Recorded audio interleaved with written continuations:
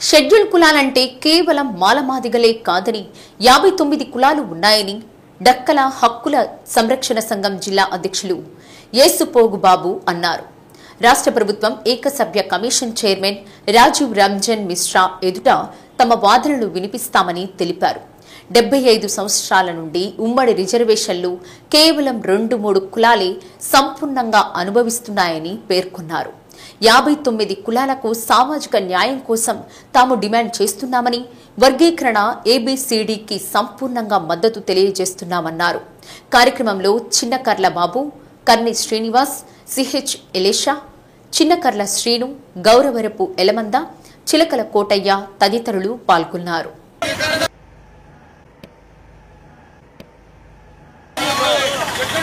వర్గీకరణలో భాగంగా రతన్ రంజన్ మిశ్రా గారు వివిధ జిల్లాల నుంచి పర్యటిస్తూ ఈ ఒంగోలు జిల్లాకి రావడం జరిగింది.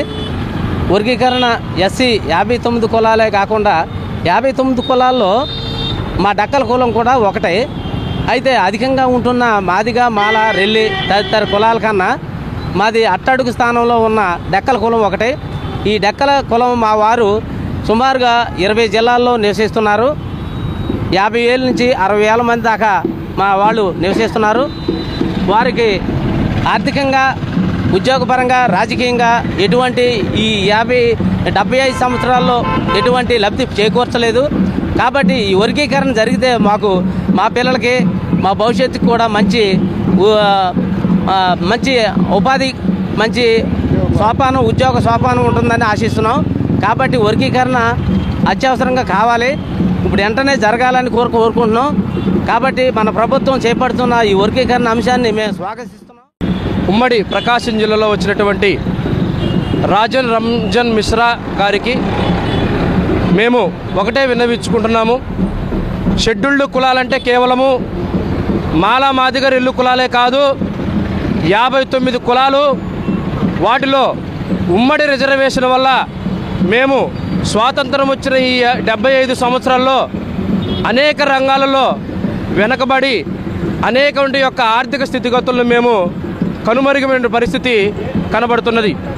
ఇందులో భాగంగానే మరి మాలల కంటే కూడా మాదిగలు ఇంకా వెనకబాటుతనంగా ఉన్నారని, మాదిగల కంటే కూడా ఇంకా వెనకబాటుతనంగా ఉన్నటువంటి 59 కులాలకి ఎంఆర్పిఎస్ మాకు పూర్తిగా మద్దతుగా, సంపూర్ణంగా మద్దతుగా నిలబడి, మాకు అండగా నిలబడి, మాకు కావలసినటువంటి ఈ ఉమ్మడి రిజర్వేషన్ కాదు, వర్గీకరణే మాకు నిజమైనటువంటి శాశ్వతమైన పరిష్కారము.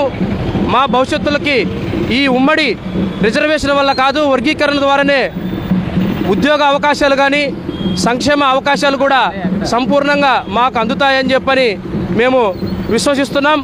దీనికి వర్గీకరణకు మేము పూర్తిగా మద్దతు, స్వాగతం తెలియజేస్తున్నాము. ఇటువంటి నిమ్నటువంటి కులాలకి వర్గీకరణ దోహదపడుతుంది. ఇన్నాళ్ళు కోల్పోయినటువంటి ఈ ఉద్యోగ అవకాశాలు ఇకనైనా మా యొక్క వెనకబడిన కులాలకు అందించేటువంటి మరి మార్గాన్ని ప్రభుత్వాలు చేపట్టాలని